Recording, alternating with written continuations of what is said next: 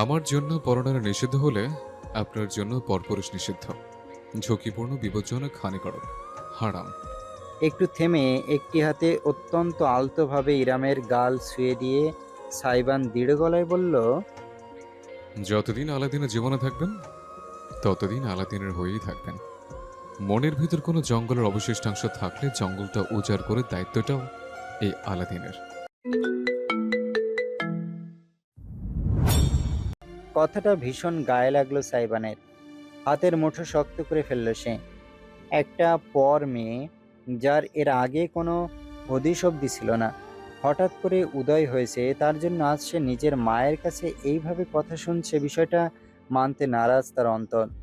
সামিয়া নিজের বিছানা ছেড়ে উঠে দাঁড়ালেন, ছেলের মুখোমুখি হয়ে বললেন, আমি কেন ইরামকে এই বাড়ি বউ বানাতে চাচ্ছি সেটাই জানতে চাস তো?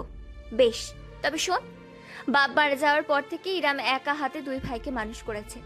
নিজের পাগল মা, দুইটা ভাইয়ের পড়াশোনা, তাদের খরচ, পরিবারের খরচ সব একা হাতে টেনেছে ওই একটা মেয়ে। পরিবারের বড় মেয়ে কিনা, কত কষ্ট করে নিজের পরিবারকে টেনে মানুষ করেছে সেটা তোর আমার নিজের চোখে দেখা। সামান্য সাহায্যটুকুও কোনোদিন নেয়নি। শুধু ঈদের সময় উৎসবের নামে কিছু কাপড় চোপড় দিতে পারতাম ভাগ্নে ভাগ্নিদের। এরপর তো সেটাও বন্ধ হয়ে গেল। আমরাও খোঁজ নেওয়া ছেড়ে দিয়েছিলাম। তুই দেখেছিস কি অবস্থার মধ্যে দিয়ে গিয়েছে মেয়েটা। বিয়ে হলো, বাচ্চা হলো, স্বামীর ঘরটা অব্দি শান্তিতে করতে পারলো না। যখন সব হারিয়ে শুধু একটা যক্ষের ধনকে নিয়ে ভাইয়ের বাড়িতে আসলো, তখন ভাইটাও তাকে রাখলো না। এমনি কুলাঙ্গার ভাই, যে মাতৃতুল্য বোন পেলে পুষে বড় করেছে, চাকরি দিয়েছে, তাকে তাড়িয়ে দিতে দুইবার চিন্তা করলো না। একবারও ভেবে দেখেছিস মেয়েটার জীবনে কত কষ্ট? সাইবান নিঃশব্দে শুনল। কোনো কাহিনী তার অজানা নয়, শুধু শেষের অংশটুকু ছাড়া। মুখে রাগের ভাবটা কমে এলেও পুরোপুরি দমল না সে। ঠিক আছে মম, তোমার কথা আমি বুঝতে পারছি। আমিও বাসার না, ওকে? তোমার চ্যারিটি করার ইচ্ছে হয়েছে, করো না। মনে করেছে কে? ইরাম বাবু কি ঘরে রাখবে? রাখো। ওনার বাচ্চাকে পালবে? পালো। আমার কন্ট্রিবিউশন চাইলে আমি প্রতি মাসে সেটাও করব, কিন্তু সোজা বিয়ে পর্যন্ত টেনে নেওয়ার মানে কি? সামিয়াকে এবার বেশ অসন্তুষ্ট মনে হলো। চ্যারিটি? কন্ট্রিবিউশন? কবে এত অধঃপতন হলো তোর? ছোটবেলায় এত ইরাম আপু করতিস, জানিস না তার আত্মমর্যাদা কোথায়? তোর মনে হয় আমরা চ্যারিটি করতে চাইলে সে হাত পেতে নেবে? মধ্যবিত্তকে আর কিছু আল্লাহ দিক বা না দিক, আত্মসম্মানটুকু দেয় ভরে ভরে। হাত পাতার মতন অবস্থাও তারা হাত মুঠো করে ঠোঁট কামড়ে লড়ে যায়। ভিন্ন দিকে তাকিয়ে আগের তুলনায় কিছুটা শান্ত গলায় তিনি যুক্ত করলেন, তাছাড়া আমার বাসায় একটা প্রাপ্তবয়স্ক ছেলে আছে, আরেকজন প্রাপ্তবয়স্ক মেয়ে। উপরন্তু ডিভোর্সি খালাতো বোনকে দিনের পর দিন বাড়িতে জায়গা দিলেও সমাজে সমস্যা হয়ে যাবে। খাওয়া পড়া তারা দিক বা না দিক, সালিশটা ঠিকই বসাবে। 32 বছরের মেয়ের সাথে 25 বছর একটা ছেলেকে বিয়ে দিলে সমাজ 40 বসাবে না বলছো? অবশ্যই বসাবে, আরো বড় সালিশ বসাবে। কিন্তু তখন অন্তত আমি গলা চড়িয়ে আমার ঘরের বউয়ের সম্মান বাঁচাতে লড়তে পারবো। শুধুমাত্র ভাগিনীর জন্য এত কিছু করার সুযোগ নেই, বুঝেছিস? বুঝলাম।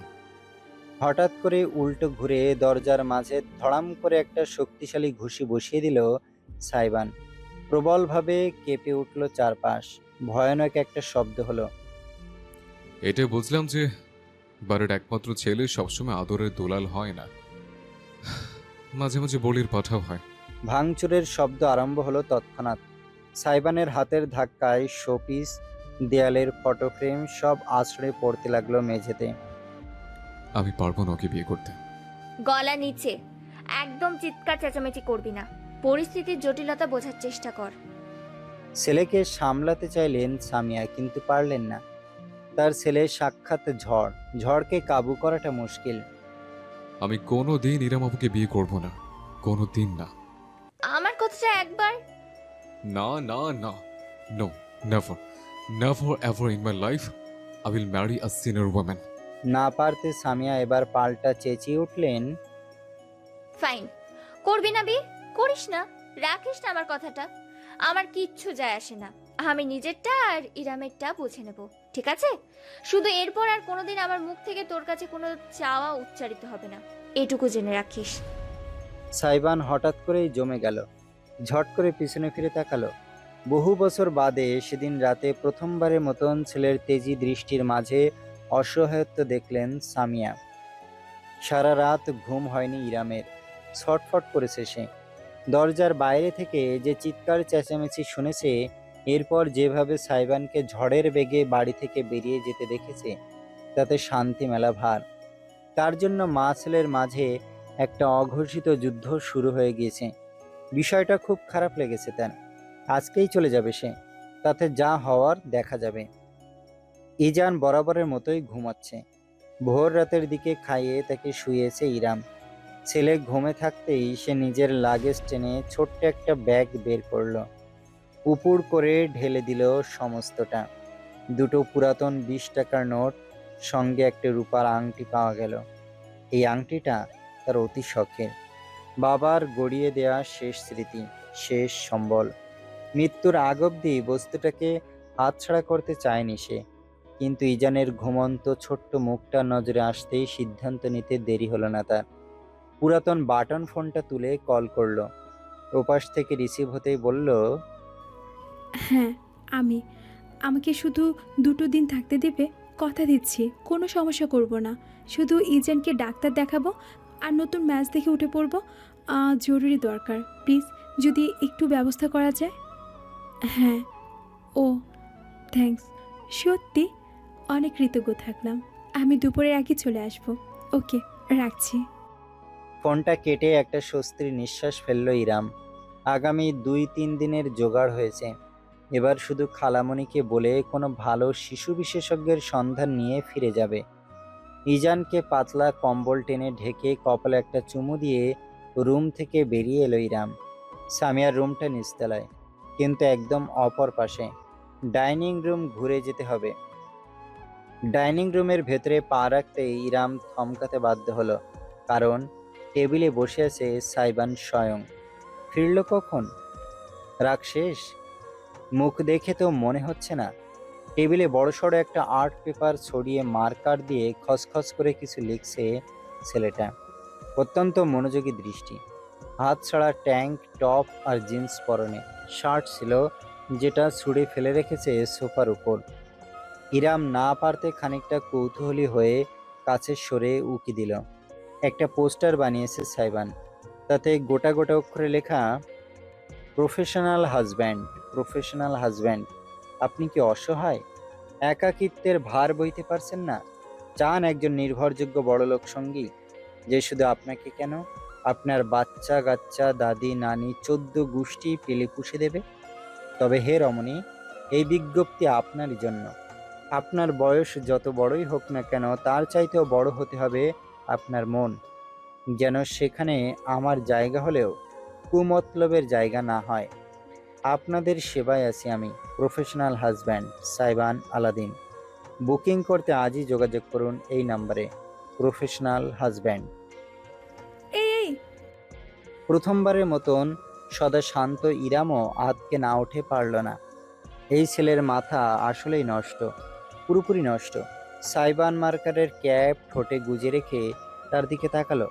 পরক্ষণে বাঁকা হেসে লাফিয়ে টেবিল থেকে নেমে পড়ল। হেলে দুলে পোস্টার নিয়ে বাড়ির বাইরে চলে গেল। ইরাম না পারতে ছুটে গেল তার পিছু পিছু। বাড়ির বাইরে গেটের কাছের দেয়ালে আঠা দিয়ে সুন্দর করে পোস্টারটা লাগাচ্ছে সাইবান। দারোয়ান একপাশে দাঁড়িয়ে হাঁ করে ঘরের ছেলের কাহিনী দেখছে। ইরাম হাঁপাতে হাঁপাতে পৌঁছালো। আলাদিন, তোমার মাথা খারাপ হয়ে গিয়েছে? না তো, আমার মাথা একদম চকাচক আছে। নতুন বিজনেস আইডিয়া পেয়েছি। যদি আমাকে ব্যবহৃত হতেই হয়, তবে ভালো মতোই হই। কি বলেন আপু? ইরাম আর সইতে পারল না। এগিয়ে গিয়ে খপ করে সাইবনের একটা হাত পাকড়াও করলো। অপর হাতে সদ্য বসানো পোস্টারটা দেয়াল থেকে ছিঁড়ে উঠিয়ে ছুঁড়ে ফেললো রাস্তায়। ক্রুদ্ধ দৃষ্টিতে দেখলো সাইবানকে, যে এই মুহূর্তে বেশ খানিকটা বিস্ময় নিয়ে তার হাতে ধরা নিজের হাতটার দিকে চেয়ে আছে। একটা 32 বছরের ডিভোর্সি মহিলার সঙ্গে একটা পরপুরুষের বাচ্চা নিয়ে খুব সমস্যায় পড়ে গিয়েছো, তাই না? Sorry, I am sorry. চলে যাচ্ছি, শান্তিতে থেকো তুমি। তবু just stop this nonsense, will you? ইরামের দৃঢ় কণ্ঠস্বরে সাইবানের চেহারায় অদ্ভুতুড়ে একটা অভিব্যক্তি ফুটে উঠল। পাল্টা বাঁকা হেসে দৃপ্ত গলায় সে বলল, কোথায় চলে যাবেন? লম্পট স্বামীর কাছে? Well, not happening anymore. হঠাৎ করে আমার অন্যের হক মেরে দেওয়ার ভীষণ রকম ক্রেভিংস উঠেছে। তার সে হকটা হোক আপনার এক্স হাজব্যান্ডের। হাসপাতাল থেকে মাত্রই ফোন এসেছে, জরুরি এক পেশেন্টকে দেখতে হবে। তাই বিশ্রাম অসম্পূর্ণ রেখেই সামিয়া হন্তদন্ত হয়ে নিজের রুম থেকে তৈরি হয়ে এলেন। ড্রাইভারকে কল দিয়ে গাড়ি রেডি রাখতে বলেছেন। চোখের চশমাটা লাগিয়ে সদর দরজার সামনে যেতেই অদ্ভুত দৃশ্যটা চোখে পড়ল তার। সাইবান এবং ইরাম দুজন পাশাপাশি হেঁটে বাড়ির ভেতরে ঢুকছে। সাইবানের মুখটা দেখে অপরাধবোধ হলো সামিয়ার। গতকাল রাতে ওইভাবে ছেলের উপর চিৎকার করাটা উচিত হয়নি তার। সাইবান তার ইচ্ছায় বিয়ে করতে নাই চাইতে পারে, তবে সামিয়া নিজের মেজাজ হারিয়ে ঠিক করেননি। তাই এত ব্যস্ততার মাঝেও ছেলের মুখোমুখি দাঁড়ালেন। মম সরি। সাইবান থামল, ভুরু তুলে জননীর দিকে চেয়ে রইল। ইরাম তাদের পাশ কাটিয়ে খানিকটা দূরে সরে দাঁড়ালো। সামিয়া একটা নিঃশ্বাস ফেলে দ্রুত বললেন, আমি জবরদস্তি করে ঠিক করছি না। গত রাতে আমার কি হয়ে গিয়েছিল জানি না, মনে হচ্ছে আমি সঠিকটাই ভাবছি। আমার এখন এটাও মনে হচ্ছে আমি নিজের ছেলের সঙ্গে জোরাজুরি করে ফেলেছি। তাই মম সরি। আমি সবার ভালোটা ভাবছি, তবে তোদের কারোর মনের কথা ভাবছি না। শুধু চেয়েছি ইজার নামের নিষ্পাপ বাচ্চাটা একটা সুন্দর ভবিষ্যৎ পাক। মমের উপর অভিমান করিস না, তোকে রুষ্ট দেখলে আমার কষ্ট হয়। একটি নিঃশ্বাস ফেলল সাইবান, দুহাত তুলে জননীর কাঁধে রাখল। সরিটার মাত্র 2 মিনিট 17 সেকেন্ড আগে বললে ভালো হতো ব্রো। কেন ব্রো? বাঁকা হাসল সাইবান, এক নজর তির্যক দৃষ্টি নিক্ষেপ করলো ইরামের দিকে। কোর্ট ম্যারেজ করবে নাকি ধুমধাম অনুষ্ঠান করবে? কয়েক মুহূর্তে ইরাম এমনকি সামিয়া অবধিও প্রতিক্রিয়া করতে পারলেন না। দুজনই ফ্যালফ্যাল করে অবিশ্বাস মাখা দৃষ্টিতে তাকিয়ে রইল সাইবানের দিকে। বান্দা নিশ্চল, বিনোদিত, যেন এইমাত্র সে কোনো বিস্ফোরণ ঘটায়নি। সামিয়া আর নিজেকে নিয়ন্ত্রণ করতে পারলেন না। দুইটা লাফ দিয়ে বসলেন বয়স্ক শরীরেও। বিরাট হাসিতে উজ্জ্বল হয়ে পড়ল তার চেহারা। উত্তেজনা সামাল দিতে না পেরে কাঁপতে কাঁপতে ছেলেকে বললেন, হাসপাতালে পেশেন্ট অপেক্ষা করছে, আমি এক্ষুনি যাচ্ছি।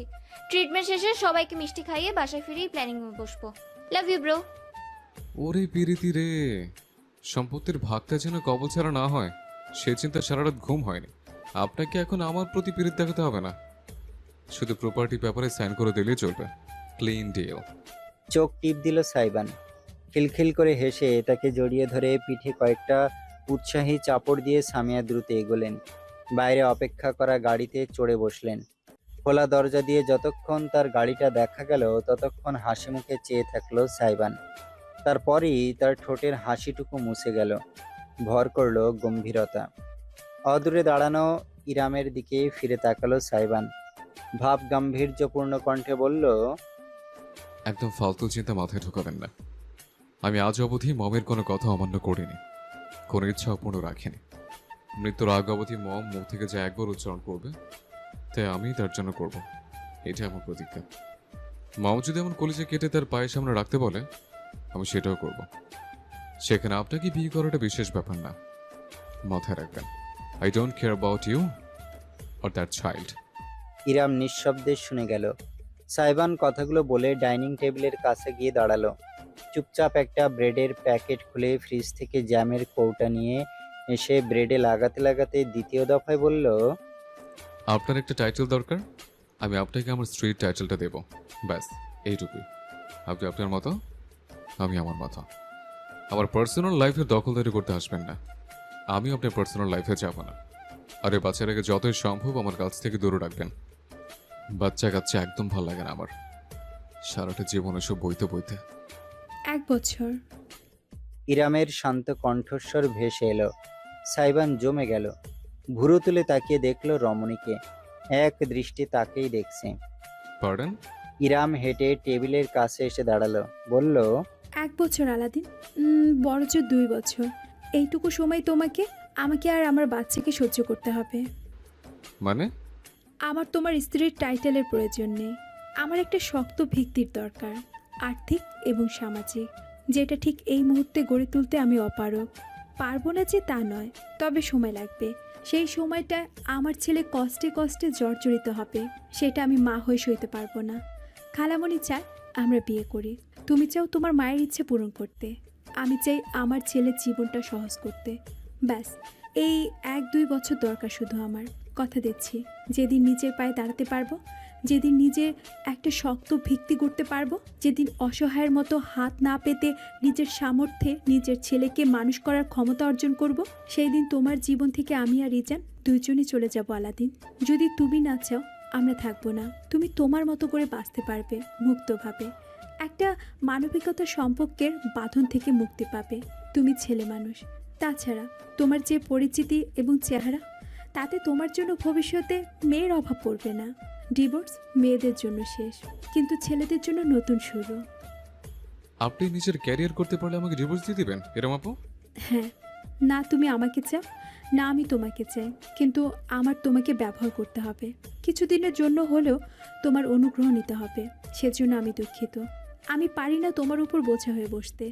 আমি চাইও না তুমি এমন একটা সম্পর্কের বোঝা আজীবন টেনে যাও, যেটা তুমি কোনো দিন মন থেকে মেনে নিতে পারবে না। তাই ভালো এটাই, আমাদের দুজনের উদ্দেশ্য পূরণ হয়ে গেলে ভিন্ন পথে চলে যাওয়া। যদি আমরা এই বিষয়টাকে টিকিয়ে রাখতে না পারি, তাহলে ডিভোর্স ইস্যুই। এটা আমাদের সিক্রেট কন্ট্যাক্ট, খালামণিকে জানানোর প্রয়োজন নেই। পাক্কা 1 মিনিট সাইবান হা করে ইরামের দিকে চেয়ে রইল। চেহারায় এমন একটা ভাব দেখা গেল যেন এই অট্ট হাসি হেসে উঠবে, অথচ সাইবান হাসল না।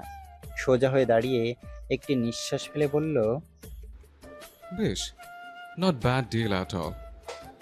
জীবনে কিছু বছর একটা চ্যালেঞ্জ নিয়ে কাটানো, অল ইন। সহজাত হাসিটি ফিরে এলো সাইবানের ঠোঁটে। ইরাম এগিয়ে গিয়ে নিজের ডান হাতটা বাড়িয়ে দিল করমর্দনের উদ্দেশ্যে। ডিল। সাইবান জিভ দিয়ে ঠোঁট চেটে তির্যক হেসে খপ করে তার হাতটা ধরল, ঝাঁকিয়ে দিয়ে বলল, পারফেক্ট ডিল। তবে সঙ্গে সঙ্গে ইরামের হাতটা ছাড়ল না সাইবান। ইরাম এক মুহূর্ত কি যেন ভাবলো, তারপর বলে উঠল, তবে একটা কথা, আমাদের ডিভোর্সের পরের ব্যাপার, এই বিয়ের সময়সীমা চলাকালীন আমার কিছু শর্ত আছে, সেসব তোমাকে মেনে চলতে হবে। ও, আমি এখন সত্যি বুঝতে পারছি না, আপনি আমার অনুগ্রহ নিচ্ছেন নাকি আমি আপনার? সব ফরমাইশ ইচ্ছা আপনি জাহির করে যাচ্ছেন তখন থেকে। আমারটার কি হবে? তোমারটাও শুনবো আমি, আগে আমারগুলো শোনো। ইরামের হাতটা এতক্ষণে ছাড়ল সাইবান। বুকে দুবাহু বেঁধে একই সাথে বিনোদন এবং মনোযোগ দিয়ে তাকালো। ইরাম একটি দীর্ঘ প্রশ্বাস টেনে শুধালো, প্রেম করো? প্রেমিকা আছে? সাইবান কেসে উঠল। গলায় মাছের কাঁটা আটকে গিয়েছে তার। এমন ভঙ্গিতে কয়েকবার গলা খাকারি দিয়ে বলে উঠল। ফ্যাল করে চেয়ে রইল ইরাম। WTF কি? মাথা ঝাঁকালো সাইবান। কিছু না, আপনার মতো মিলে নিয়ে এসব বুঝবে না। আচ্ছা তাহলে বলো, প্রেম করেছো কখনো? রীতিমতো হাতের আঙুলের কর গুনতে আরম্ভ করলো সাইবান। ক্লাস 6-এ একটা, ক্লাস 8-এ ব্রেকআপ, ক্লাস 8-এর শেষে আরেকটা, ক্লাস 9-এ একটা, ক্লাস 10-এ SSC-র জ্বালাই পারিনি, কলেজ লাইফে 6 মাস করে 4টা, এরপর। হয়েছে, আর বলতে হবে না, থামো। ইরামের গাল দুটো লাল হয়ে উঠেছে। কি আজব সিস, এভাবে নির্দ্বিধায় প্রেমিকার ফর্দ দিয়ে যাচ্ছে তার সামনে। কয়টা হলো? ইরাম গোনার সময়ও পায়নি।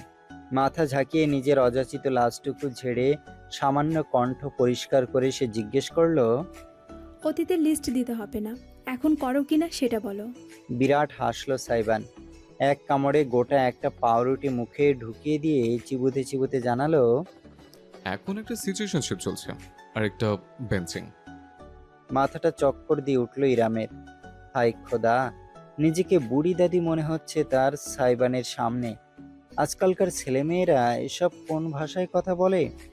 সাইবান কত সালে যেন জন্ম নিয়েছে? 2001 হয়তো। এদের জেনারেশনের একটা নাম আছে, কি যেন বলে?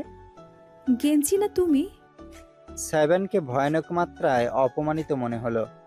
দুহাত দুদিকে শাহরুখ খানের স্টাইলে ছড়িয়ে ঝাঁকিয়ে সে জোর গলায় বলল, জেনজি, নট গেঞ্জি, কি অশিক্ষিত মিলেনিয়াল।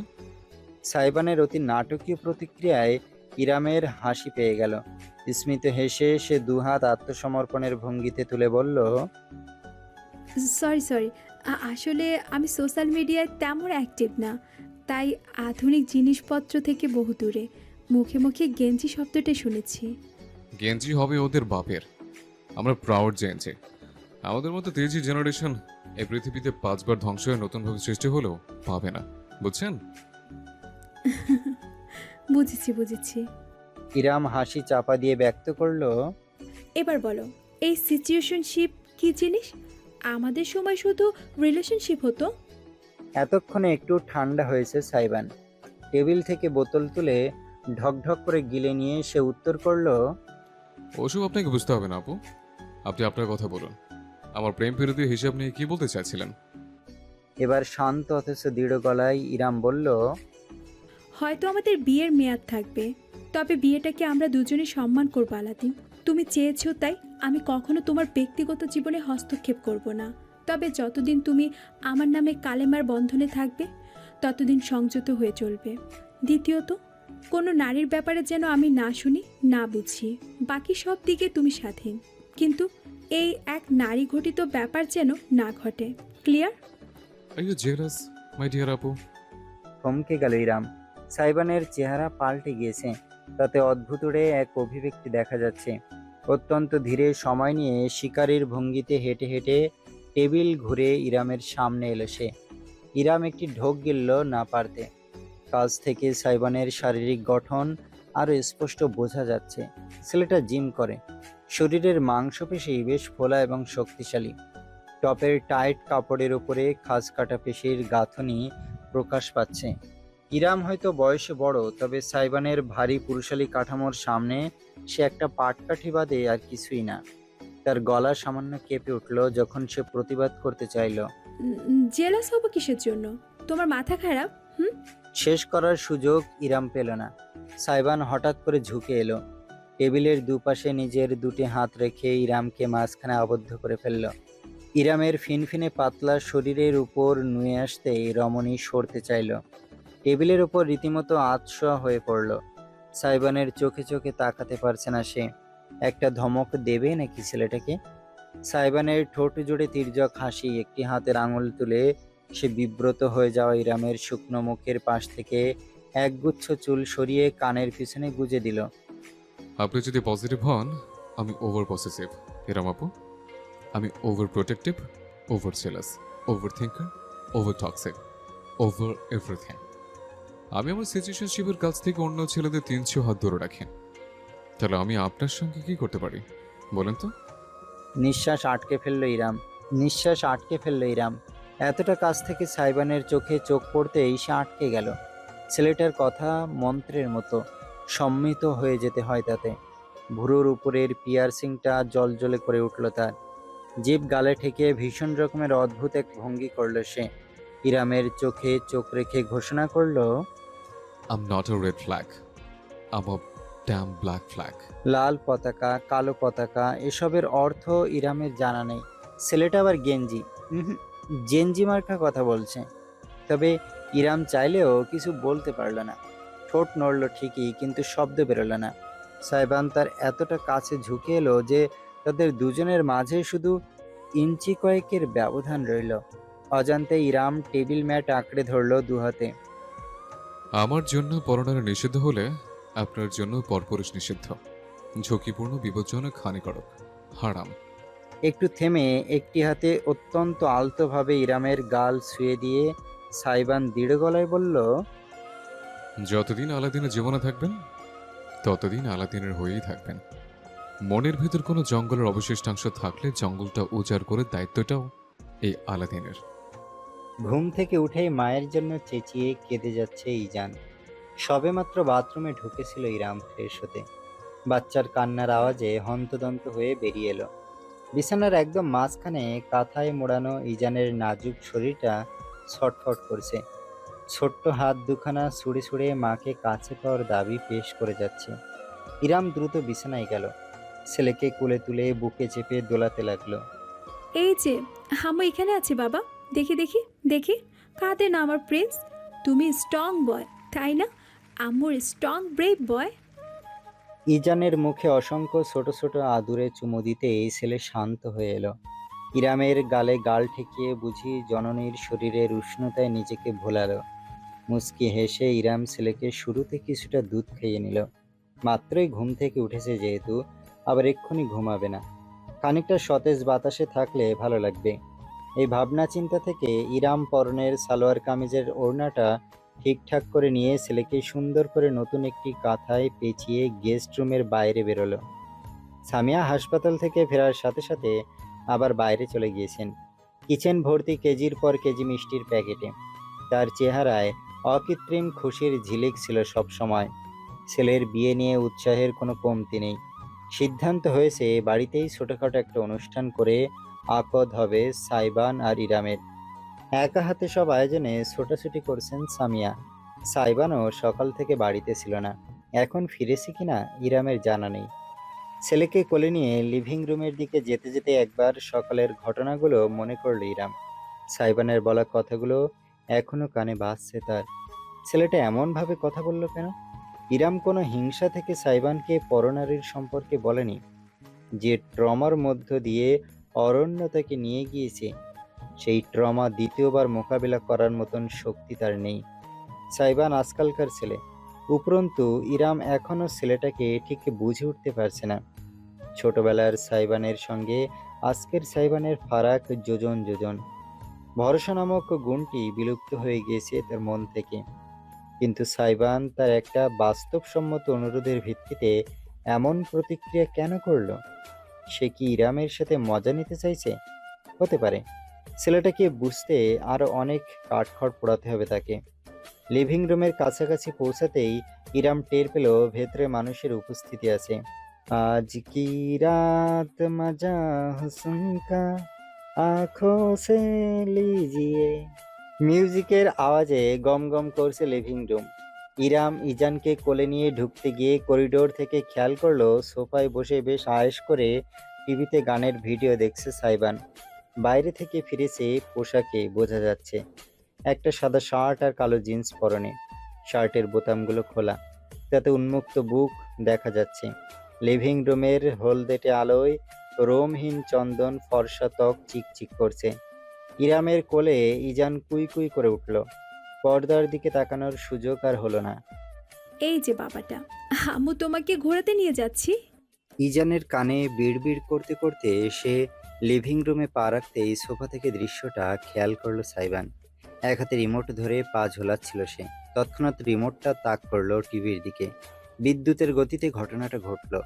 ইরাম দেখতেও পেল না কি হয়েছে, শুধু শুনতে পেল। গানটা বদলে গিয়েছে, এখন টিভিতে ভাসছে কিছু কার্টুন আর বাজছে baby Shark do do do, baby Shark do do do. ভুরু উঁচু করে ফেললো ইরাম। সাইবানের চেহারায় একটা ভীষণ বিরক্তি দেখা যাচ্ছে। আপন মনে কি যেন বিড়বিড় করে যাচ্ছে ঠোঁট নাড়িয়ে। মন্তব্য করবে না করেও বলে বসলো, কি ব্যাপার, গানটা বদলালেন কেন? চাইল্ড ফিল্টার মেরেছে। শান্তি আছে নাকি আর এই বাড়িতে? এই বাড়ির শান্তির মা পটল তুলেছে, আর কিছুদিন পর বেগুনও তুলে ফেলবে। ইজানের অবশ্য গানের দিকে কোনো মনোযোগ নেই। সে জন্মের বুকে চুপটি করে লেপ্টে আঙুল চুষছে। ভাইজান, সুন্দর সুন্দর মায়া মানুষের নাচন কদর দেখতে পারছেন না তো, এই জন্য সেইটা গেছে। কথাটি ভেসে এলো সম্পূর্ণ অনাকাঙ্ক্ষিত একজন মানুষের তরফ থেকে। সুগন্ধা হাতে কফির মগ নিয়ে হেলে দুলে কিচেন থেকে বেরিয়ে আসছে। তার চেহারায় ডোন্ট কেয়ার ভাব। ঠাস করে কফির মগটা সে সাইবানের সামনে টি টেবিলের ওপর রেখে দিল। এতক্ষণ রাগ দেখা না গেলেও এবার সত্যি সত্যি তেতে উঠল সাইবান। হিউজ চোরনের আম্মা সকিনা, কত বড় সাহস তোর! মুখে গু পড়বে তোর। মুরগির জামাই মোরগের পাতলা পাতলা গু। সুগন্ধা বিপরীতে নিজের লম্বা চুলে একটা ঝটকা দিয়ে আবার উল্টো ঘুরে গেল, যেন সাইবান এক প্রকার তার মালিক নয়, বরং নগণ্য কোনো অস্তিত্ব। এই বাড়ির সবারই মাথায় সমস্যা, ইরাম ভাবল মনে মনে। তবে তাদের ঝগড়াঝাঁটি স্থায়ী হওয়ার সুযোগ পেল না। খোলা সদর দরজা দিয়ে ভেতরে প্রবেশ করলেন সামিয়া, হাতে একগাদা ব্যাগপত্র। তার অনুসরণে করিম। ওই লোকটারও হাতে মাথায় কাঁধে ব্যাগ ঝুলছে। শপিং করে এসেছে স্পষ্ট। দ্রুত প্রতিক্রিয়া করলো ইরাম। হুট করে সাইবানের দিকে ইজানকে এগিয়ে দিয়ে বলল, ধরো তো একটু। সিটকে দূরে সরে গেল সাইবান। ইস, ছি! ইজান ছোট্ট মুখটা ঘুরিয়ে জিভ বের করে সাইবানের দিকে ডাগর ডাগর চোখে চেয়ে রইল। ওই বড় বড় টলটলে জীবন্ত দিঘির ন্যায় দৃষ্টি দেখে একটি শক্ত ঢোক গিলল সাইবান। হে আল্লাহ, হে আল্লাহ, তুমি রহম করো। ও মাবুদ, শক্তি দাও, ধৈর্য দাও, টাকা দাও। কাঁপা কাঁপা দু হাত বাড়িয়ে ইজানের কথায় মোড়ানো ছোট্ট শরীরটা কোনো মতে সাইবান ধরেছে কি ধরেনি, ইরাম ছুটে চলে গেল সামিয়ার কাছে। আর চোখে সেদিকে চেয়ে সাইবান দৃষ্টি ফেরালো দুহাত টান টান করে শরীরের থেকে এক হাত দূরে ধরে রাখা ইজানের দিকে। শক্ত একটি ঢোক গিলল সে। নিঃশ্বাস প্রশ্বাস ভারী হয়ে উঠেছে তার। যে কোনো মুহূর্তে প্যানিক অ্যাটাক করতে পারে। ইজানের কাদার মতো নরম শরীরটা বুঝি তার বিশাল দুই হাতের আঙুলের ফাঁক গলে পড়ে যাবে। মাথা কাত করে বাচ্চাটার চোখে চোখ রাখলো সাইবান। অদ্ভুতভাবে ইজান একটু কাঁদল না, বরং সাইবানকে নকল করে নিজের ছোট্ট মাথাটাও কাত করলো। আঙুল চুষতে চুষতে তাকিয়ে রইল গোল গোল চোখে।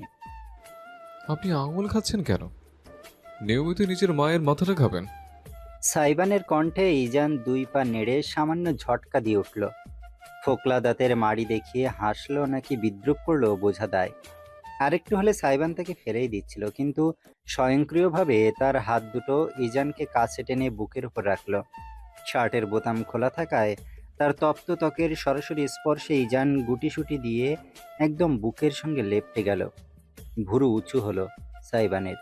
মহাবিস্ময় নিয়ে তাকিয়ে রইল নিজের বুকে ঠেকিয়ে রাখা নগণ্য প্রায় অস্তিত্বটিকে।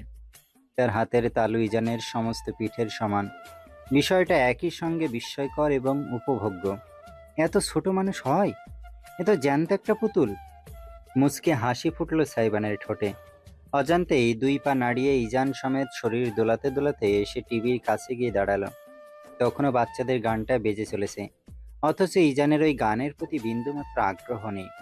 সে সাইবানের বুকের মাঝে কিলবিল করে যাচ্ছে। নতুন পরিবেশ, নতুন মানুষ চিনছে তার মস্তিষ্ক। বাচ্চা ফিল্ডে তোর পছন্দ না? তাহলে কি পছন্দ? বেলে ড্যান্স দেখবে? আই মৃদু একটা শব্দ করে কৌতূহলী চেহারায় ফ্যালফ্যাল করে চেয়ে রইল ইজান। সাইবান অন্য হাতে ধরা রিমোটটা দিয়ে গানটা বদলে আগের গানে ফিরে গেল। সমস্ত লিভিং রুমে বেজে উঠল, থোড়ি ফুরসত ভি মেরি जो कभी बाहों को दीजिए आज की रात मजा हुसन का आंखों से लीजिए। অদ্ভুত হলেও সত্য, গানের বিটের সঙ্গে সঙ্গে ইজান চোখ ঘুরিয়ে টিভির পর্দার দিকে তাকালো। চোখে মুখে একটা নিদারুণ আকর্ষণ ফুটল তার। ছোট্ট শরীরটা মিউজিকের তালে তালে নড়ে উঠল। মাথাটা ঝুলিয়ে ঝুলিয়ে ইজান ছোট্ট হাত দুখানা নাড়তে লাগলো। আইয়া আ আ বিরাট এক তীর্যক হাসিতে ছেয়ে গেল সাইবানের সমস্ত মুখমণ্ডল। हाँ तो मेरे से भी बड़ा कमीना निकला यार। जियो मामा, आए नाची ये। উম এক হাতে ইজানকে ধরে রেখে আরেক হাত ঘুরিয়ে ঘুরিয়ে লাফাতে লাগলো সাইবান। তার ভয় ডর সব ভেঙে গিয়েছে। সামিয়া আর ইরাম দুজনই তখন সবেমাত্র কথা বলতে বলতে রুমের মাঝখানে এসে পৌঁছেছে। সামনের বিপজ্জনক দৃশ্য দেখে আঁতকে উঠল ইরাম। সামিয়ার হাত থেকে যে শপিং ব্যাগগুলো সে সাহায্য করার উদ্দেশ্যে নিজের হাতে নিয়েছিল, সেগুলো ঝরঝর করে পড়ে গেল মেঝেতে। উদাম লাফিয়ে চলেছে সাইবান, ছিটি বাজাতে বাজাতে। তার বুকে লেপ্টে থাকা ইজান একটা হাত আঁকড়ে ধরে দণ্ডহীন মাড়ি দেখিয়ে হাসতে হাসতে অতি উৎসাহ নিয়ে টিভির পর্দায় তাকিয়ে আছে। আলাদিন, ইরাম শঙ্কায় ছুটে যেতে নিল, কিন্তু পিছন থেকে সামিয়া তার একটা হাত আঁকড়ে ধরে ফেললেন। আটকাস না, বন্ডিং হতে দে। দ্বিধায় থেমে গেল ইরাম। বিচলিত দৃষ্টিতে সামিয়ার দিকে ফিরে তাকালো। মুস্কি হেসে তিনি আশ্বাস দিলেন, চিন্তা করিস না, আমার সাইবান অতটাও কেয়ারলেস না। যেন সামিয়ার উক্তিতে কটূক্তি করতেই তৎক্ষণাৎ সাইবানের ভয়ঙ্কর রকমের আর্তনাদ ভেসে এলো। आह हेगे दिएছে। फर्क के बाद खुले हेगे বসিয়ে দিয়েছে পোটলাটা। ইয়াক। ঝট করে মাথা ঘুরিয়ে ইরাম এবং সামিয়া দুজনই দেখলেন ইজানকে জড়ানো কাঁথাটা ভিজে আছে। সাইবানের খোলা বুকের উপর জলজল করছে বাদামি বর্ণের তরল মানব শিশু বর্জ্য। টলে উঠল সাইবান। ইরাম আর থামতে পারল না, দৌড়ে গিয়ে কাঁথা সমেত ইজানকে নিজের কোলে তুলে নিল। কিন্তু ততক্ষণে কাজ যা হওয়ার হয়ে গিয়েছে। সাইবান টিভি ক্যাবিনেট আঁকড়ে ধরল নিজের পতন ঠেকাতে। চেহারাটা বিকৃত হয়ে গেল তার ঘৃণায়। ওয়া সরি, একটু আগে দুধ খাইয়েছি তো। হাতের কাছে কিছু না পেয়ে নিজের গলার ওড়নাটা দিয়েই সাইবানের বুক মুছতে লাগলো ইরাম। কাপড়টা টেনে নিয়ে নিজের শরীর ঘষতে ঘষতে লাল টকটকে বানিয়ে সাইবান খেকিয়ে উঠল। পোটলার ঘরে পোটলা? ফরজ নফল ওয়াজিব সব গোসল দিতে হবে আমাকে। দেখিস তুই, আর যদি তোকে কোলে সবকিছু ফেলে মুখ চেপে ধরে ছুটতে ছুটতে সাইবান 2 তলায় উঠে গেল। সেখানের করিডোরে বেসিন আছে। দূর থেকেও তার বমি করার শব্দ ভেসে আসতে লাগলো স্পষ্ট। ঝড় একটু শান্ত হতেই সামিয়ার অট্টহাসির শব্দ ভেসে এলো। আমার নাতি একদম বাপের উপরে গিয়েছে জানিস। সাইবানের বাবা যখন ওকে প্রথম কোলে তুললো, হিসু করে লোকটার জামা কাপড় ভাসিয়ে দিয়েছিল। লোকটার মুখে ঢুকে গিয়েছিল হায় খোদা। এরপর 10 দিন সাইবানকে খুলে নেয়নি আর। ইরাম এত সব কিছুর মাঝে হাসবে নাকি আফসোস করবে বুঝতে পারল না, কিন্তু বুকের ভেতর ভর করা উষ্ণতাটা তাকে বুঝিয়ে দিল বহুদিন বাদে সে একটুখানি সুখ সুখ অনুভূতি টের পাচ্ছে। পরদিন সকালে ইরামের ঘুম ভাঙল মৃদু গোলযোগের কারণে। বিছানায় শটান উঠে বসল সে। ঘড়ির দিকে তাকালো। সকাল 9:30 বাজে। ইজান গতকাল রাতে অনেকবার জেগে উঠেছে। তার যত্ন নিতে নিতে ভোরের দিকে ঘুমানোর সুযোগ পেয়েছে ইরাম, যার কারণে এতটা দেরি হয়ে গিয়েছে। বাইরে থেকে উত্তেজিত কণ্ঠস্বর ভেসে আসছে অচেনা। ইরাম বসে থাকতে পারল না। ঘুমন্ত ছেলের দুপাশে 2টি কোল বালিশ দিয়ে সুরক্ষিত করে নেমে পড়ল। মুখ ধুয়ে আয়নার সামনে দাঁড়িয়ে শাড়ির কুঁচকে যাওয়া আঁচল ঠিকঠাক করে সে বাইরে বেরোলো। 2 হাতের চুলে আঙুল চালিয়ে খোপা বাঁধতে বাঁধতে যখন সে হল ঘরে এসে পৌঁছালো, তখন দৃশ্যটি চোখে পড়ল। জর্জেটের শাড়ি পরনে এক সুদর্শনা রমণী দণ্ডায়মান। স্ট্রেট সিল্কি চুলগুলো পিঠ ভাসিয়ে নেমে গিয়েছে কোমরের নিচ অবধি। চেহারায় একই সাথে মায়া এবং কঠোরতা। হাতে রেশমি চুড়ি। খানিকটা নতুন বউ ধরনের প্রভাব আছে ভেতরে। সামিয়ার সঙ্গে বাকবিতণ্ডায় লিপ্ত হয়েছে সে। মম, তুমি তুমি সাইকে এভাবে জোর করতে পারো না। তুমি জানো না ও কোন লেভেলের সাইকো? তুমি একবার ফেক মুক্তা কিনে স্ক্যামড হয়েছিলে বলে ওই দিনই সোজা কক্সবাজার গিয়ে মুক্তা ব্যবসায়ীদের সাথে সাগরে গিয়ে নিজে থেকে ঝিনুক আহরণ দেখে বেছে বেছে আসল মুক্তা নিয়ে ফিরেছিল। মনে নেই তোমার? টানা 7টা দিন ওর কোনো হদিসই পাইনি আমরা। আর তুমি এই ছেলের সামনে উচ্চারণ করো বিয়ের কথা। ও তো সেটা করবেই। চিৎকার করিস না সারিকা, এটা ভদ্রলোকের বাড়ি, আর একটা ছোট বাচ্চাও আছে ঘরে। বাচ্চা মাইফু। সারিকা প্লিজ শান্ত হও। সারিকাকে থামাতে এতক্ষণ একপাশে দাঁড়ানো দীর্ঘদেহী পুরুষটি এগিয়ে এলো। ধূসর বর্ণের স্যুট পরনে, চোখে মুখে ভাব গাম্ভীর্য এবং নমনীয়তা, উজ্জ্বল দৃষ্টি। সারিকার কাঁধে হাত রাখল সে। এই পুরুষটিকে না চিনলেও রমণীকে চিনতে বেগ পোহাতে হলো না ইরামের। সাইবানের একমাত্র বড় বোন সারিকা বিনতে আহমদ। ইরামের যতদূর মনে পড়ে একে অপরের সাথে 2 কি 3 বছরের ব্যবধান তাদের। যতদূর শুনেছে গত বছর সারিকার বিয়ে হয়ে গিয়েছে। তাহলে পুরুষটি হয়তো তার স্বামী। ইরাম খানিকটা ইতস্তত করলো, কিন্তু ততক্ষণে সামিয়া তাকে দেখে ফেলেছে। তাই পালিয়ে না গিয়ে ইরাম ভেতরে ঢুকলো। মোলায়েম গলায় বলল, কেমন আছো সারিকা? বহুদিন বাদে তোমায় দেখলাম। সারিকা শটান ঘুরে দাঁড়ালো। ইরামকে দেখে তার চোখমুখ বিতৃষ্ণায় ছেয়ে গেল।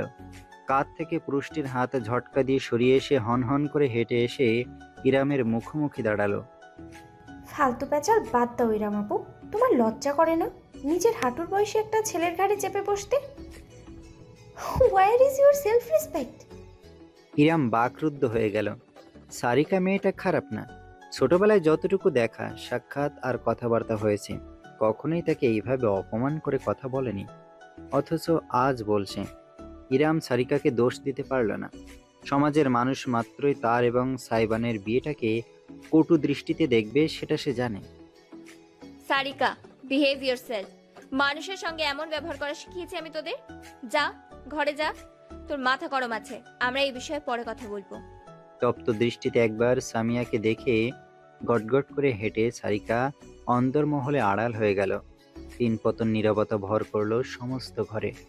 সামিয়া একটি দীর্ঘশ্বাস ফেলে সোফায় বসলেন, এক হাতে কপাল ঠেকিয়ে রইলেন। ইরাম ভীষণ অস্বস্তি বোধ করলো। বুঝতে পারলো না সে চলে যাবে কিনা। তবে সিদ্ধান্ত নেওয়ার আগেই সুদীর্ঘ পুরুষটি এগোলো তার দিকে।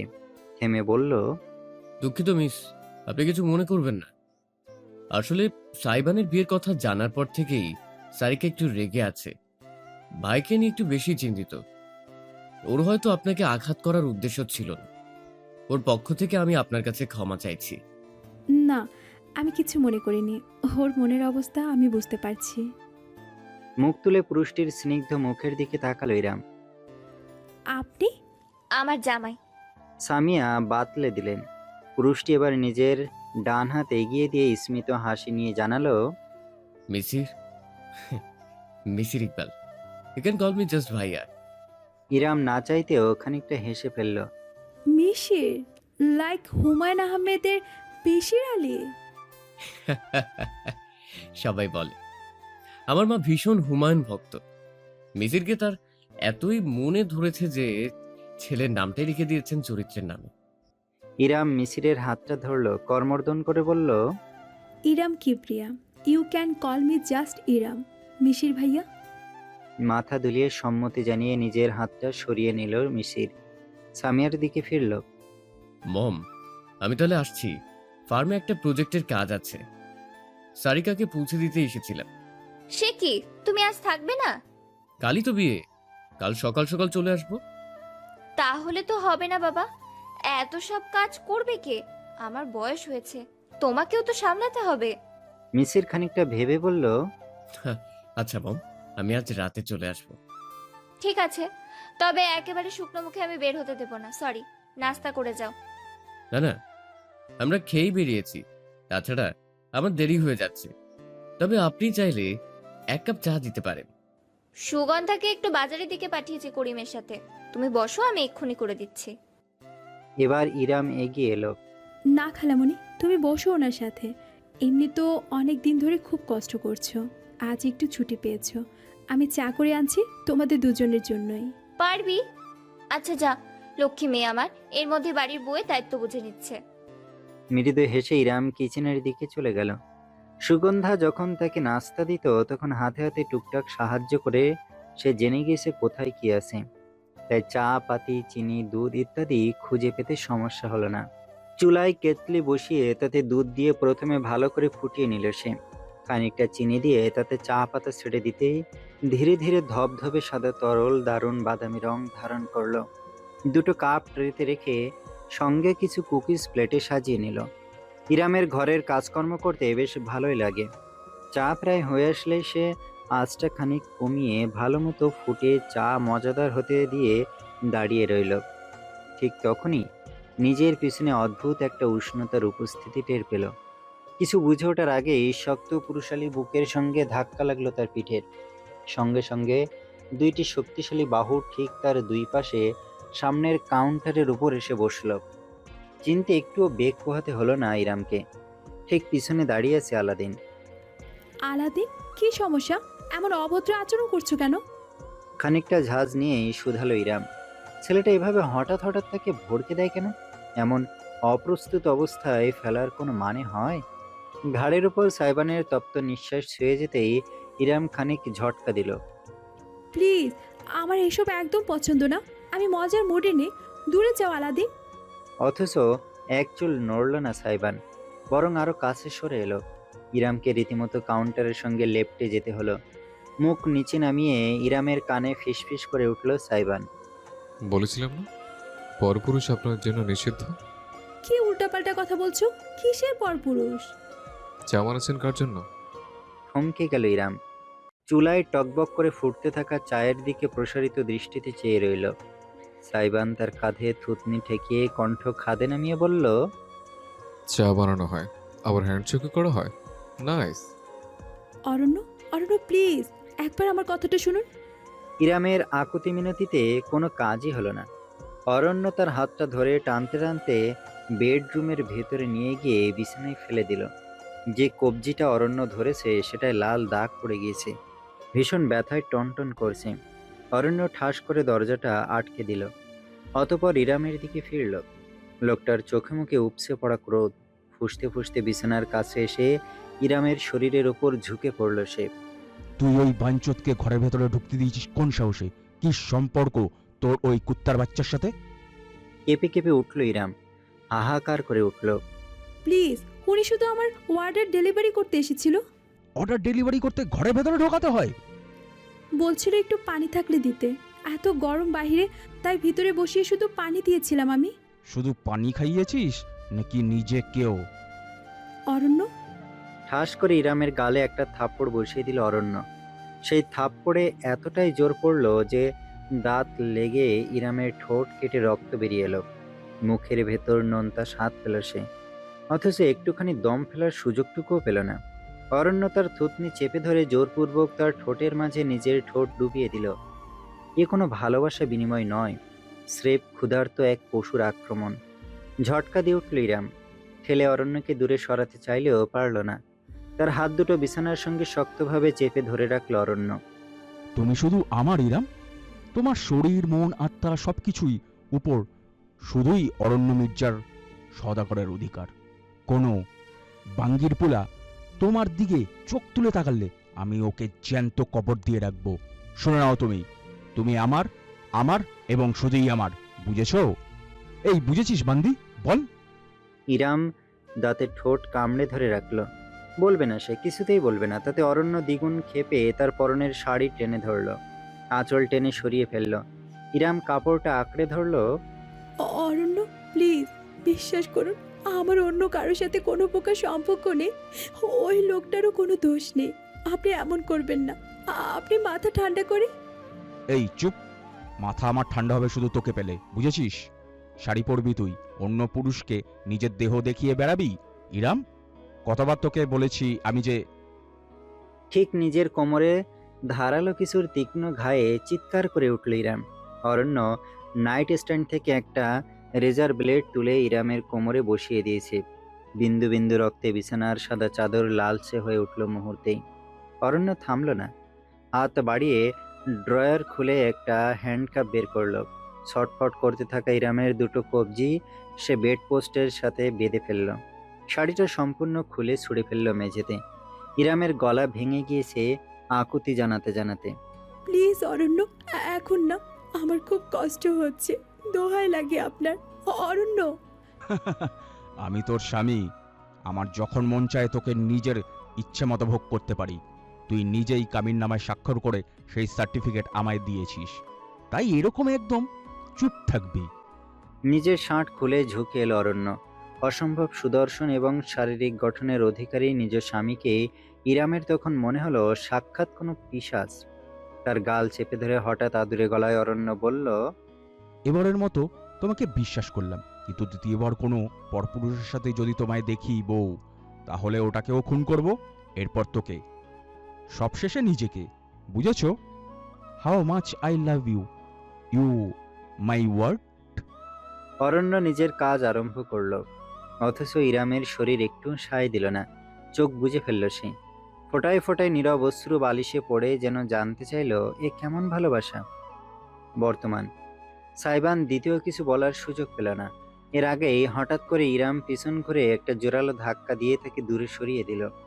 ধাক্কাটায় অদ্ভুত জোর পড়ল, যার দরুন সাইবান সোজা বিপরীত দিকের কাউন্টারে গিয়ে আশ্রয় পড়ল। কোনো মতে দুহাতে নিজের ভারসাম্য রক্ষা করে প্রসারিত দৃষ্টিতে চেয়ে দেখল সে ইরামকে। Don't you dare touch me. শান্ত, নির্মল, স্নিগ্ধ ইরাম সেকেন্ডের ব্যবধানে ধারণ করেছে রুদ্রমূর্তি। তার চোখ বেয়ে যেন আগুন ঝরছে। ফ্যালফ্যাল করে চেয়ে রইল সাইবান। কিছুতেই বুঝতে পারল না এই রমণীর সঙ্গে কি হচ্ছে। ইরামের কণ্ঠস্বর অবধি বদলে গিয়েছে, তাতে দৃঢ়তা এবং ক্রোধ। কি ভাবো কি নিজেদের তোমরা ছেলেরা? হ্যাঁ, স্ত্রী কি তোমাদের ব্যক্তিগত প্রপার্টি? হ্যাঁ, প্রপার্টি টু গার্ড, টু পপেজ। নিজেরা হাজারটা মেয়ের দিকে চোখ দিলে সমস্যা নেই, কিন্তু স্ত্রীর সামান্য হাত ধরলে, মুচকি হাসলে সব সমস্যা। কি বলতে চাও তুমি? তোমার দুলা ভাইয়ের সাথে আমার পরকীয় সম্পর্ক? ইরাম আপু, শেষ বাক্যের পর আর চুপ থাকতে পারল না সাইবান। পাল্টা গর্জে উঠল সেও। মুখ সামনে কথা বলুন আপনি। খবরদার, ওই শব্দটা যদি আর একবার মুখে এনেছেন। তবে কি করবে তুমি? বিছানায় টেনে নিয়ে যাবে, মারবে, জোর করে ভোগ করে বুঝিয়ে দিবে আমি শুধু তোমারই সম্পত্তি? Shut the fuck up right now. সাইবানও রেগে গিয়েছে। ইরামের এমন প্রতিক্রিয়ায় তার মাথা কাজ করা বন্ধ করে দিয়েছে। নিজেকে কেমন অপরাধী লাগছে। প্রপার্টি, দখলবাজ ছেলে, ইরাম তাই ভাবে তাকে? হ্যাঁ, তাই তো। ইরাম কবেই বা তাকে প্রাধান্য দিয়েছে, কবেই বা তাকে নিয়ে একটু ভেবেছে? রাগের মাঝেও এক সূক্ষ্ম পরিহাসের হাসি ফুটল তার ঠোঁট জোড়ে। মাথার চুলে অতি হতাশায় আঙুল চালালো সে। জোর জবরদস্তি আর অধিকার বোধের মাঝে একটা পার্থক্য আছে। আপনি দুটোকে গুলিয়ে ফেলছেন। ইরাম আগের তুলনায় খানিকটা শান্ত হলেও তার ক্রোধ সম্পূর্ণ উবে গেল না। দীপ্ত কণ্ঠে সে অভিযোগ করল, তোমরা এই জেনারেশন ভুলে গিয়েছো, জবাবদস্তি is not romantic at all. স্ত্রীর উপর জোর খাটিয়ে নিজেকে আলফা মেল প্রমাণ করতে চাও, হ্যাঁ? কন্ট্রোলিং হয়ে দাপট দেখাতে চাও? ফ্যান্টাসি জগৎ থেকে বের হয়ে আসো। বাস্তব জগৎ আর কল্পনার জগতের মাঝে ফারাক আকাশ পাতালের। একটা মেয়ের ওয়াদায় যুক্ত হওয়ার অর্থ এই না যে সে নিজের গোটা অস্তিত্ব তোমার নামে দলিল করে দিয়েছে। আপনি আমাকে শুরু থেকেই তাই ভেবে এসছেন, তাই না ইরাম আপু? আপনি আমাকে আপনার দেখার 5টা-10টা ছেলে থেকে আলাদা কিছু কোনোদিন ভাবতেই পারেননি। সাইবানের কথায় হঠাৎ করে থমকে গেল ইরাম। এতক্ষণে যেন তার হুঁশ ফিরল। একটা ঘোরের মধ্যে ছিল, যেন হুট করে বাস্তবে চলে এসেছে। সামনে সাইবান দাঁড়িয়ে আছে। ছেলেটার চেহারা উৎফুল্ল, ঠোঁটে সবসময়ের মতোই দুষ্টুমির হাসি, অথচ তার চোখে উদ্ভাসিত অব্যক্ত বিষাদটুকু ইরাম ঠিকই টের পেল। সাইবান সোজা হয়ে দাঁড়িয়ে নিজের চুলে আরেক দফায় হাত বুলিয়ে বলে বসলো, You know what, Apu? You deserve it. You deserve to be alone. You deserve everything you are going through. ইরামের শির দাঁড়া বেয়ে ঠান্ডা একটি স্রোত খেলে গেল। কোনো জবাব দিতে পারল না সে। সাইবান উল্টো ঘুরে হনহন করে কিচেনের বাইরে বেরিয়ে গেল। যাওয়ার আগে হাতের ধাক্কায় ঠাস করে একপাশে রাখা থালা বাসনের বক্সটা ফেলে দিল। মেঝেতে ধপাস করে সব কিছু পড়ল, ভেঙে ছড়িয়ে ছিটে গেল চারপাশে।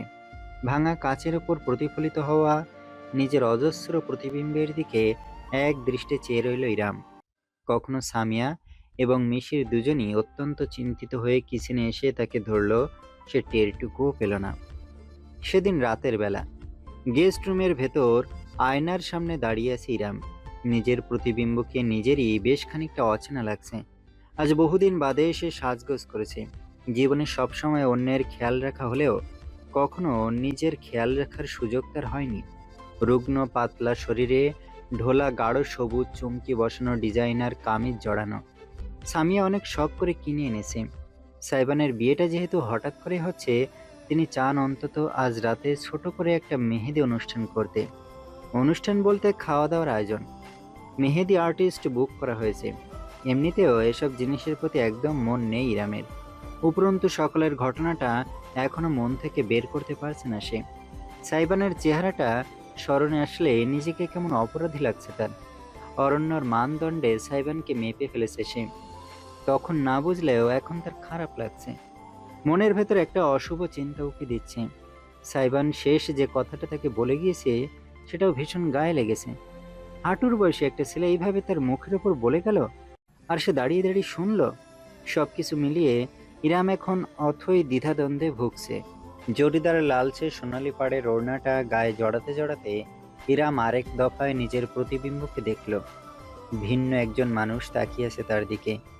ইজান কোলে আসার পর থেকে সময় করে নিজের চুল আঁচড়ানোর প্রয়োজন বোধ করেনি, ত্বকের যত্ন নেওয়ার সুযোগ পায়নি, হয়নি নিজের শারীরিক ক্ষতি পুষিয়ে নেওয়ার সুযোগ। তবুও হালকা মেকআপের প্রলেপে এবং গয়নার সজ্জায় তাকে মন্দ লাগছে না। তাজা গোলাপের মালা হাতে বেঁধে এবং চুলে গুজে শেষমেশ নিজের সাজসজ্জায় ক্ষান্ত হয়ে ইরাম বাইরে বেরিয়ে এলো। বাড়ির লিভিং রুমটা বেশ সুন্দর করে সাজানো হয়েছে।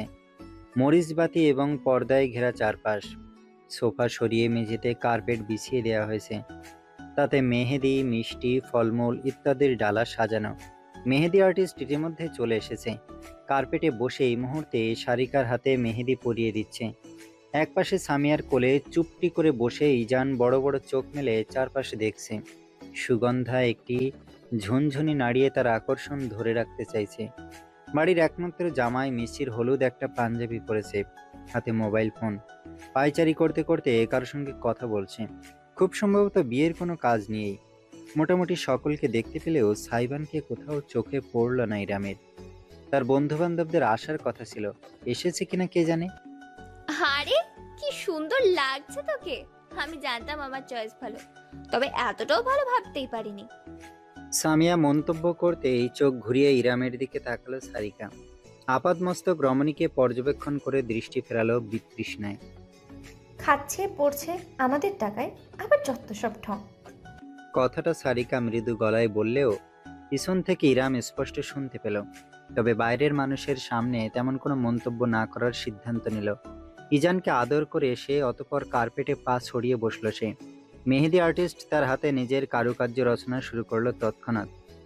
এত দীর্ঘ সময় ধরে একটানে এভাবে বসে থাকা, ইরাম সব থেকে সংক্ষিপ্ত আর সিম্পল ডিজাইন বেছে নেওয়ার পরেও পাক্কা 2 ঘন্টা সময় লাগলো সম্পূর্ণ শেষ হতে। বসে থাকতে থাকতে ইতিমধ্যে ইরামের পিঠ ধরে গিয়েছে, অবশ হয়ে আসছে হাত পা। মেহেদি আর্টিস্ট মেয়েটা তাকে নরম গলায় শুধালো। আপু, আপনার হাজবেন্ডের নামটা? চোখ পিটপিট করলো ইরাম। হাজবেন্ডের নাম দিয়ে কি হবে? মেহেদি ডিজাইনের ভেতর একটা জায়গায় লুকিয়ে লিখে দেব, পরে হাজবেন্ড খুঁজে বের করবে ওনার নাম কোথায় লেখা আছে। এসব আজব ট্র্যাডিশন কবে উদ্ভব হলো? ভ্যাবাচাকা খেয়ে গেল মেহেদি আর্টিস্ট। না মানে এটা ট্রেন্ড, সবাই করে তাই। সবাই করলে কি আমাকে করতে হবে?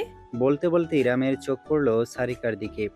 তার মেহেদি পরা শেষ, নিচির একটা হেয়ার ড্রায়ার নিয়ে এসেছে, তার পাশে বসে হাতের ড্রয়ার চালিয়ে দ্রুত শুকিয়ে নিতে সাহায্য করছে। দৃশ্যটা মনোরম, অথচ সারিকা কেমন শকুনি দৃষ্টিতে ইরামকে দেখছে। মাথা ঝাঁকিয়ে শেষমেশ সুর পাল্টে ইরাম মেহেদি আর্টিস্টকে বলল। আচ্ছা, লিখুন। কোথায় লিখবেন? জি, নামটা বলুন আপু। সারিকাকে শুনিয়ে শুনিয়ে খানিকটা অহেতুক জোর দিয়ে ইরাম বলল। লিখুন, আমার আলাদিন। বাড়ির গেটের ভেতরে ঢুকলো সাইবানের গাড়ি, পিছনে অনুসরণে অনুরাগের বাইক। ভেতরে বিয়ে সম্পর্কিত একটা অনুষ্ঠান হচ্ছে, সেটা সাইবানের পোশাক আশাকে বোঝা যাবে না। সব সময়ের মতোই একটা হাতছাড়া কালো রঙের টাইট ফিটিং ট্যাঙ্ক টপ আর সাদা ট্রাউজার পরনে জিমে গিয়েছিল সেখান থেকে অনুরাগের বাসায়। পরে সামিয়া ফোনের ওপর ফোন করায় একেবারে বন্ধুদের সঙ্গে নিয়ে বাড়ি আসলো। সাইবান গাড়ির দরজা খুলে বেরোলো, তার ঠোঁটে ঝুলছে সিগারেট। আজ সারাদিন সেবন করা 6 নাম্বারটা। গাড়ি থেকে নীরব এবং অনুরাগের সঙ্গে বাইক থেকে নেমে এলো আফনান। সকলেই আশেপাশে তাকালো। অল্প হলেও সাজসজ্জা সুন্দর লাগছে, মরিচবাতি ঘেরা, এখানে সেখানে হলুদাভ এবং নীলাভ লাইটিংয়ের ব্যবস্থা। বাড়িটা স্বর্ণের মতন জলজল করছে সামনে। ভেতর থেকে হালকা ধাঁচের কাওয়ালি মিউজিকের আওয়াজ ভেসে আসছে, সঙ্গে কোরমা পোলাওয়ের সুঘ্রাণ। সকলেই বেশ উৎসাহ নিয়ে আশপাশ দেখতে লাগলো। অনুরাগ হেঁটে গিয়ে সাইবানের ঠোঁট থেকে সিগারেটটা কেড়ে নিয়ে মাটিতে ফেলে জুতো দিয়ে পিষে ফেলল। বিরক্ত বোধ করলো সাইবান। কি সমস্যা? আজ বাদে কাল তোর বিয়ে, আর তুই এখন সিগারেট ফুকে যাচ্ছিস? আমি সিগারেট খাবো, গাঁজা টানবো, মদ খেলবো, তোর কি সমস্যা তাতে? আর বিয়ে? তাচ্ছিল্যের হাসি হাসলো সাইবান। ওইসব বিয়েটিও হলো ভুং ভাং। আমার জায়গা থাকলে বুঝতি। তোর এত শখ হলে আমার বদলে তুই বিয়েটা করে ফেল, কেমন? ধর্ম আলাদা না হলে হয়তো ভেবে দেখতাম। অনুরাগের কথায় ভ্রুকুটি করলো সাইবান। অনুরাগ সিনহা ধর্মের সনাতনী, কিন্তু বন্ধুদের মাঝে কখনো জাতপাত ধর্ম বিষয়ে কোনো পার্থক্য উঠে আসেনি। আফনান এবং নীরবের থেকে সাইবান অনুরাগের সঙ্গে বেশি মিশুক। আফনানরা এসেছে অনেক পরে, সেখানে অনুরাগ তার স্কুল জীবনের বন্ধু, তাই অন্য সকলের থেকে ছেলেটা তাকে একটু বেশি বুঝতে পারে। কি ভেবে দেখতি আমার হবু বউ কি বিয়ে করবি সেটা? আরেকবার ভাব দেখি। সাইবান, না না সোনা, ওসব বললে হবে না। ভাব শুধু একবার, আমার সামনে ভাব, এক্ষুনি ভাব। তোর মাথায় শিলপাটা ভেঙে ভাবনা ঘুচিয়ে দেবো একদম। অনুরাগ আর সাইবানের কথোপকথনে মাঝখানে আফনান আর নীরব কাছ ঘেঁষে দাঁড়ালো। নীরব শীষ বাজিয়ে হঠাৎ জিজ্ঞেস করলো। আন্টি কোথায়? আন্টিটাকে দেখছে না যে? সাইবান ভুরুকুসকে বলল। মম মম তো বিসে। আরে না, তোর হবু বউ আন্টিটা। আফনান আর নীরব একে অপরের সাথে হাই ফাইভ করে অট্টহাসি হেসে উঠল। সাইবান এবং অনুরাগ দুজনই খানিকটা বিব্রত হয়ে পড়ল। অনুরাগ বলে উঠল। এই এসব কোন ধরনের দুষ্টুমি? দুষ্টুমির একটা লিমিট আছে, কাউকে অসম্মান করে কথা বলবে না। আপনি কবে থেকে এত সাধু হয়ে গেলেন অনুরাগ দাদা? কটাক্ষ করে খিলখিলে হাসল আফনান। নীরব তাল দিয়ে বলল। ওই বুড়ি আমাদের কচি বন্ধুর গলায় জুড়ে যাবে, আর আমরা বুড়িকে বুড়ি বলতে পারবো না? এই সাইবান, ডাক না আন্টিকে, আমরা একটু সালাম করি, দোয়া করে দিক আমাদেরকে। আফনানের কথার ভিত্তিতে সাইবান চুপ করে রইল। তারপর আনমনে অস্বস্তি ভাবটা ঝেড়ে ফেলার চেষ্টা করে বলল, আছে হয়তো ঘরের ভেতর কোথাও। মেয়ে মানুষের কাজকাম আমি বুঝি না। মেয়ে? আন্টি বল। আসসালামু আলাইকুম। হঠাৎ করে বন্ধুদের কথোপকথনের মাঝে ভেসে এলো একটি স্নিগ্ধ মেয়েলি কণ্ঠস্বর। সকলে নিজেদের জায়গায় জমে গেল। সাইবান ঝট করে পিছন ফিরে তাকালো। বাড়ির দরজা পেরিয়ে সিঁড়ি টপকে হেঁটে হেঁটে আসছে ইরাম। চারপাশে সাজানো মরিচবাতির আলোয় ইরামের পরনের গাঢ় সবুজ ডিজাইনার সালোয়ার কামিজ এবং হাত ভর্তি টকটকে মেহেদির কারুকার্য ক্ষণিকের জন্য সাইবান সহ তার সমস্ত গ্রুপকে বাকরুদ্ধ করে দিল। না চাইতেও সকলে চেয়ে রইল। ইরাম মুচকি হাসল, তার নাকে সজ্জিত নথটি সামান্য দোল খেল। তোমরা আলাদিনের বন্ধুরা, তাই না?